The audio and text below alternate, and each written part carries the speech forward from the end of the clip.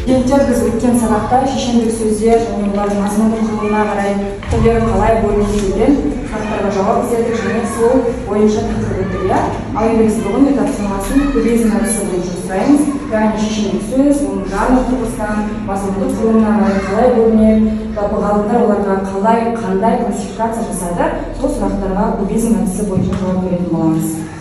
Бірінші атадан бастайық. Жанрына қарай нешеге бөлінеді? Шешендік сөздер жанрына қарай 3-ке бөлінеді. Шешендік арнау, шешендік талғау, шешендік дау. Шешендік талғау, дау, иә, жақсы, рахмет. Келесі сұрақ бізде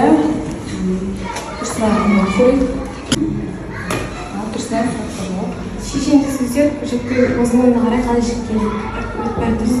Қалай жіктеледі? Саясат шешендік сөз, билік шешендік сөз, білімдар шешендік сөз, уағыз шешендік сөз деп жіктеді. Орыс ғалымдар қалай классификация жасады және ол кім? Кім классификация жасады? Градская жапресов. Ары қарай.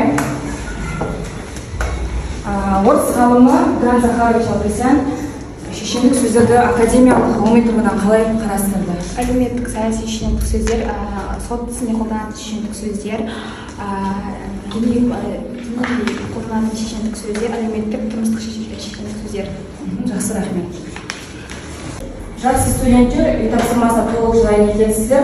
Олай болса, бізде бүгін жаңа тақырып экранда тұр, сыни пікір. Бүгінгі күннің жайын жазамыз, тақырыпты жазамыз. Сәуірдің 27-сі сыни пікір.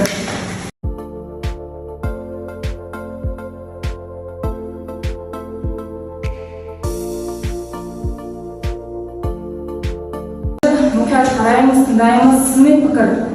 Сын бұл критика жанры.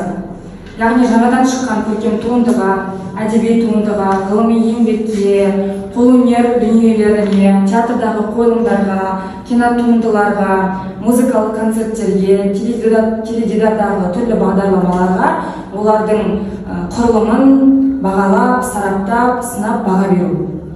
Сын бағытында жазылатын мәтінді журналистикалық бағытта рецензия деп айтады, яғни мәтінін рецензия деп атаймыз.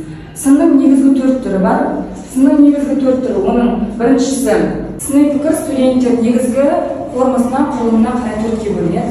Олар бізде әдеби сыни пікір, ғылыми сыни пікір, театр қойылымына жазылатын сыни пікір және кино туындысына жазылатын сыни пікір.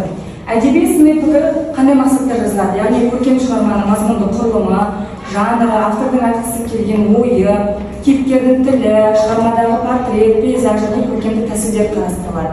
Одан кейінгісі ғылыми сыни пікір.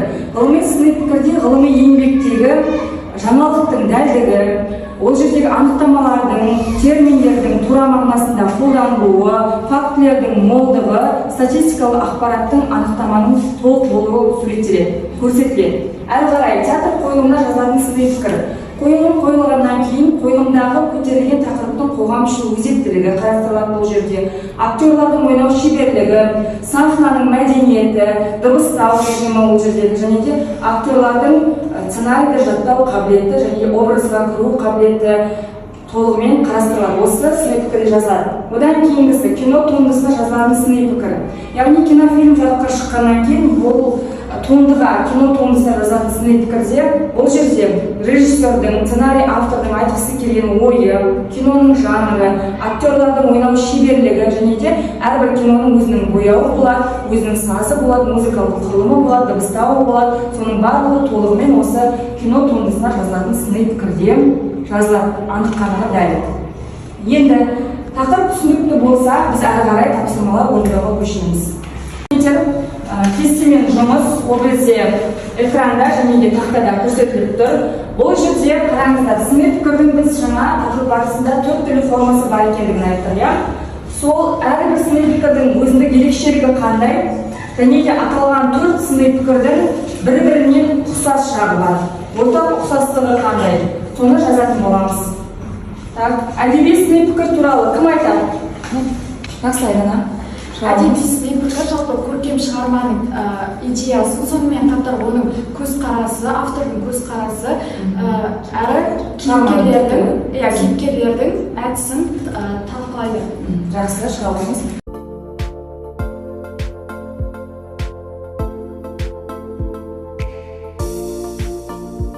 келесі ғылыми сыни пікір туралы, оның ерекшелігі туралы кім айтады? Бекзада. Зерттеу нысанындағы зерттеу әдісі фактілердің топтастырылуы қарастырылады.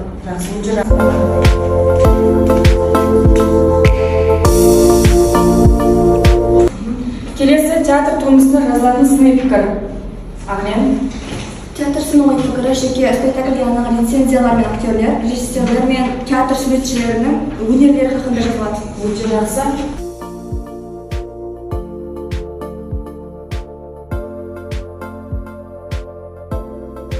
Туындысына жазылатын сыни пікір туралы кім айтады? Ақмарал.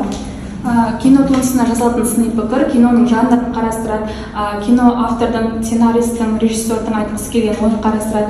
Жалпы киноға солай өздерінің ойларын жасайды.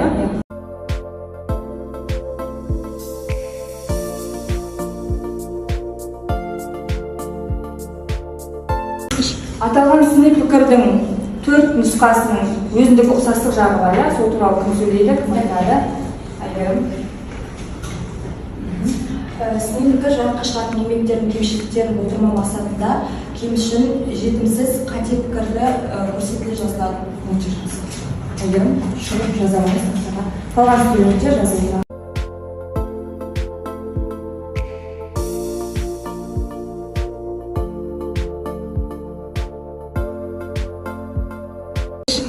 Тақтаға мұқият қараймыз. Қандай кинофильмнің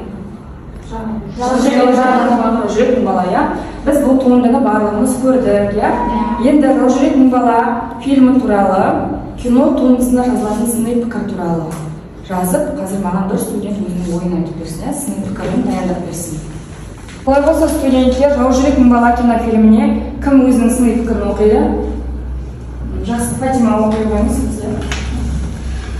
Жаужүрек мың бала фильмі шынында қазақ кино өнерінің тың бір туындысы ретінде көпшілікке танылды. Өйткені көп уақыттан бері дәл осындай ауқымды, сапалы, салмақты фильмдер қазақ экранынан жоғалып кеткен еді. Бұл фильмге актерлер командасы да шебер таңдалған. Аға буынын шыңдаған актерлер бүгінгі жас актерлермен қосыла әдемі образдар қалыптастырды. Киноның жанры тарихи жанрға жатады. Қазіргі тілмен экшн жанры деп те атауға болады. Кино басталғаннан ақ 1 минутта жайбарақат отыра алмайсыз. Тыныш ауылға жоңғарлар шабуылы, жиналған кек, соғыс өнерін үйрену, үлкен айқастар, өлім, өмір бәрі араласып жатыр. Кино арқылы ата-бабамыздың қиын өмірін көре білдік. Аштық пен қиыншылықты көрдік. Сонда да адамгершілікті жоғалтпай, намысты жоғары қойған жастар бізді сүйсінтеді. Музыка бұл жүректі қозғай алатын күш. Кинода мықты сазгерлер командасы жұмыс жасағаны көрініп ақ тұр. Музыканы сөзбен жеткізе алмаған көптеген дүниелерді жеткізді. Жақсы, рахмет. Студенттер оқулықтағы 140 бетті ашып, сол жерде ұстаздар мен ұстаздар туралы сыр деген мәтін тұр. Сол мәтінді оқып, мәтіннің жанрлық формасын ажыратамыз. Кім оқиды? Айзада оқиды. Айтулы Азамат ағамыз халықтың қалауымен жазушы Әбу Сәрсенбаев туған әдебиетімізде 50 жылдан астам жемісті еңбек етіп келе жатқан аяулы адам. Сондықтан да ол кісі өмірмен де өнегелі ой иелерінің бірі болып саналады. Әбекенің қайратты қаламынан туған қарлы жырлар, салмақты сырлар, орамы бел бойлар төл әдебиетіміздің еңсесін биікке көтеруге көмектескен. Әрі талай өнерпаз бауы мен оқушы қауымының ой өрісін кеңейткен. Жан дүниесін тәрбиелеген, өз дәрежесіндегі есті дүниелер еркіндігін неге ашып айтпасқа. Осыншама уақыт ішінде заман да заң да қанша рет өзгеретінін ішіміз біледі. Ал Әбекен болса сол ел жұртына қадірлі қалпында қаламын берік ұстап, бөлініп бексем болған күйді уақыт пен алдына бөлешіліктемен емін-еркін келе жатты. Әлі де жазу үстелінде нық отыр. Бұл ойымызды жазушының жаңа кітабы тағы да бекіте түсті.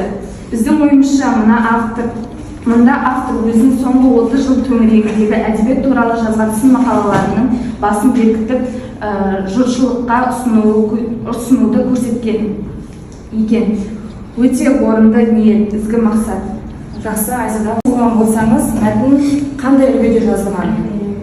Әңгімелеге, суреттеу, әңгімелеу, баяндалудың ішінде әңгімелеу мақсатында жазылған. Жақсы, рахмет. Олай болса, студенттер бүгін сыни пікір және оның түрлеріне толық ақпарат алды, сіздер түсіндіңіздер.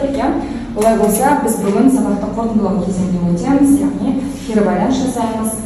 Тақтада бас бармақ әдісі бойынша барлығын түсінген болсаңыздар, барлығын түсіндім, жартылай түсіндім, түсінбедім деген ерекшелерді сол жерге жазбайтын боламыз. Келесі кезде келіп, мына жердегі бас бармақтарды алып тақтаға жазып.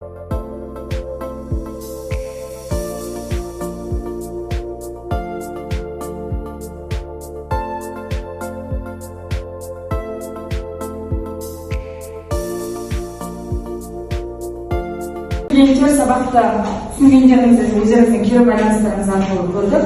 Олай болса, үйге тапсырма 138-ші беттегі бірінші тапсырманы үйге аламыз. Сабаққа толық қатысқандарыңыз үшін рахмет.